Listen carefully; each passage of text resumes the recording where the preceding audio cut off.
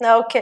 So, మరి CA కోర్స్‌కొచ్చేసరికి ఫ్యూచర్‌లో ఎలా ఉండబోతుందంటున్నారు? ఎనీ ఎక్స్‌పెక్టేషన్స్ లైక్ మళ్ళా దీని పైన ఇంకా స్టూడెంట్స్ ఇంట్రెస్ట్ పెరుగుతుంది అని? లాస్ట్ 2 years అటెంప్ట్స్ లో they have given almost 20% pass percentage అండి. హుహు. నేను పాస్ అయినప్పుడు 4% అండి. 4% ఉన్నప్పుడు నా అటెంప్ట్ లో నేను రాసినప్పుడు 4% పాస్ అయ్యారు. Now it is 20%.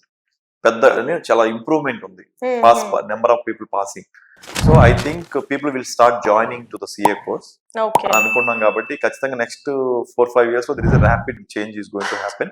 హ్మ్. అండ్ ఆల్సో మీరు గమనించండి, ఒకప్పుడు మనం క్యాష్ వాడేవాళ్ళం. ఇప్పుడు ఈవెన్ చిన్న టీ షాపులు కూడా స్కాన్ వాడుతున్నారు. And every transaction is being recorded. మీరు టీ షాప్ అంటున్నారు. ఈరోజు పొద్దున్న బసవన్నకి కూడా స్కానర్ పెట్టారు మొహం మీద.